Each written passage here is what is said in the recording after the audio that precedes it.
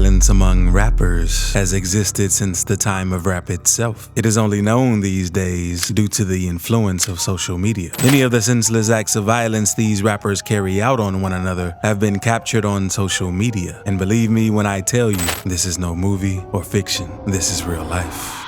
PSO Emmett.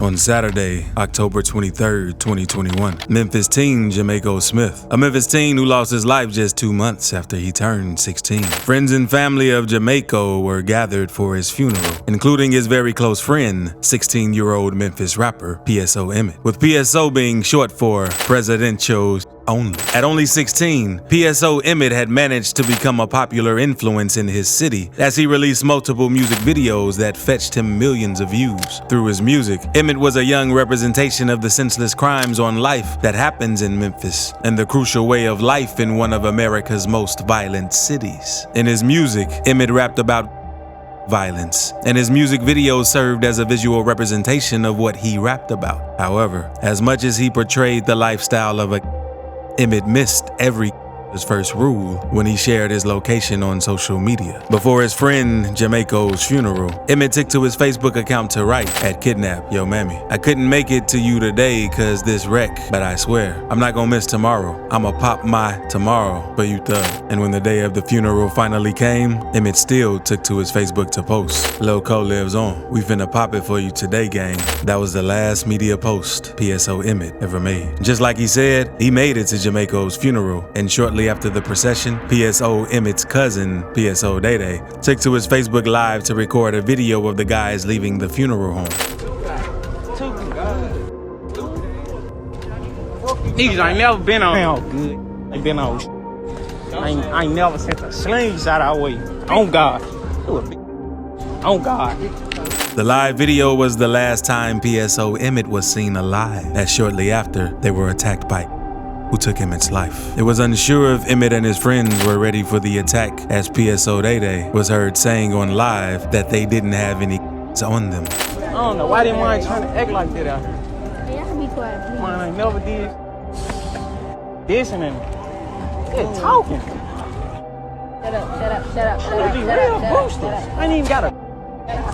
Both PSO Emmett and his cousin PSO Day Day were hit by bullets. At the time, he was rushed to the hospital. PSO Day Day was said to be in critical condition with multiple wounds from the attack, while PSO Emmett, on the other hand, lost his life on the scene as the bullets went through his head. PSO Emmett's passing was tragic indeed, as he was out to bury his friend. His mother was also at the church with Jamaico's mom when they heard sounds in the area. Being in the medical field, she rushed out so she could help anyone who had been injured. He was paying respect to a friend of his, another young man's life that was cut short for senseless. I mean, we was in a funeral procession. A funeral procession. I just sat in a church and prayed because I felt the mother's pain, not knowing less than 30 minutes from leaving that church, I would take her place. My son would get at her son's funeral.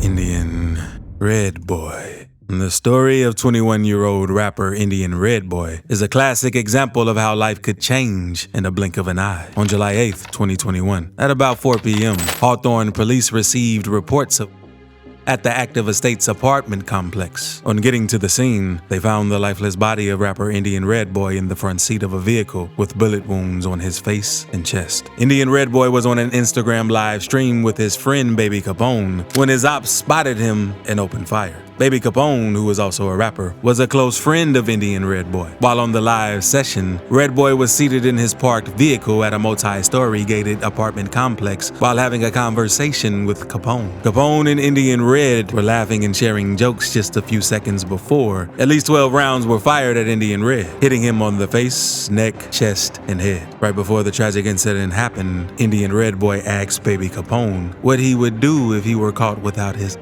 In the video, a few seconds before he was hit, the rapper can be seen looking out of the window of his car. The moment showed that he had seen the attackers approaching him, after which Red Boy bent and tried to cover his head to avoid the bullet hitting him in the head. A few seconds later, the rapper rose up with his head with injuries on his face while saying to Capone to get help to him at Hawthorne. He dropped his camera seconds later and the live stream ended. According to a lieutenant of the Hawthorne Police Department, it appears to have been a walk-up attack and he appears to have been targeted. He appears to be a member.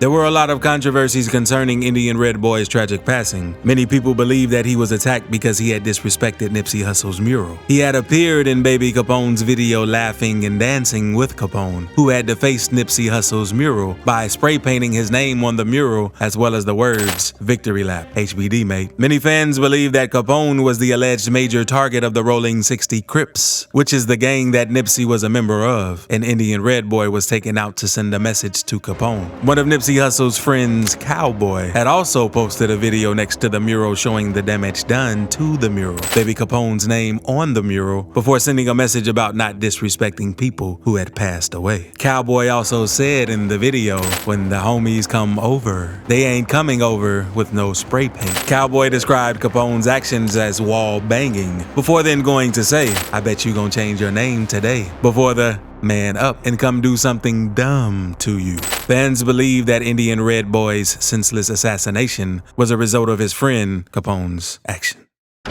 Snapdog. This incident may have gone too far, but thankfully, no life was lost. Detroit rapper Snapdog rose to fame in the 2010s after the release of his single, Trippin'. He aspired to be like Chief Keef, Lil Durk, and several other rappers who were into drill rap at the time. In no time, he caught the attention of major rappers, including Chief Keef, who was one of the first rappers to reach out to him. Chief Keef ended up signing the rapper to his Glow Gang imprint. Alongside his impressive rap style, Snapdog had a wild lifestyle that involved violence, and the way of life surprisingly helped him build his fan base as a rapper. Snapdog often posted videos of himself where he was seen showcasing his street life with weapons, hard liquor, and he, however, took the lifestyle too far after he made a scene during the production of his music video for the track Trippin'. While on set for the making of the video, Snapdog pulled up in a white vehicle and jumped right out of it to scream the word before releasing 4 bullets in the air.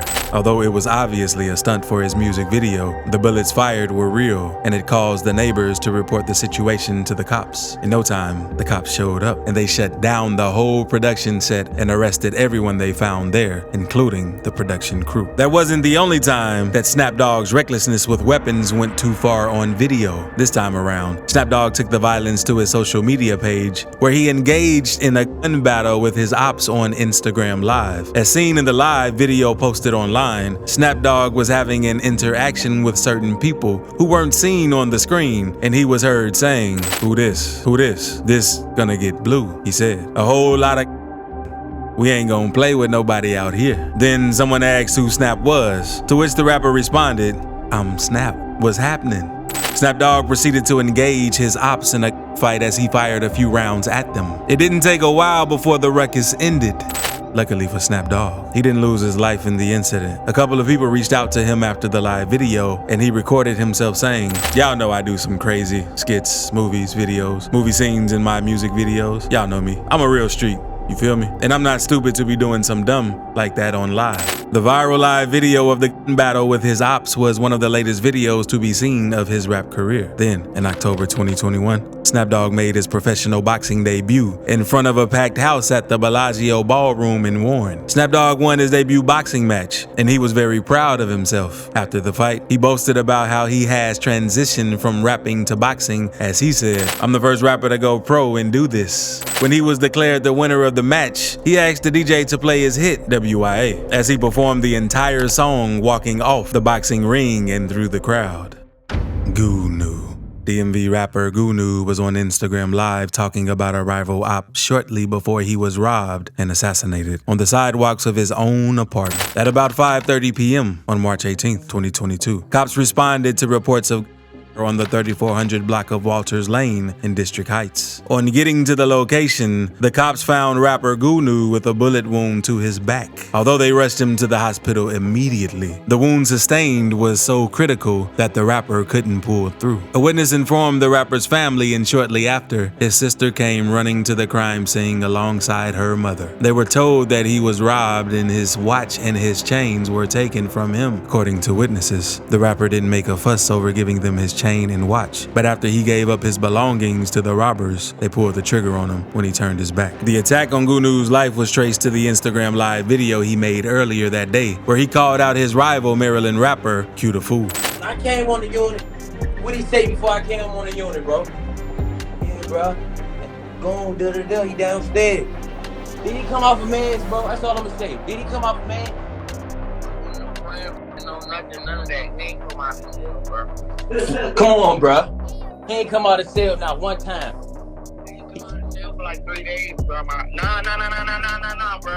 On my mother, he ain't come out till going left. The two rappers were apparently locked up in the same prison, and they never got along when they were locked up. Gunu had tried to clarify some issues that came up between the two of them on his Instagram Live. Hey, look, tell him it's a different story behind that jail. You gotta become a man behind that jail, bro. When you get locked up in jail, you gotta become a man. You know what I'm saying? You gotta become a man. So I'm just letting you know, I ain't gotta say too much.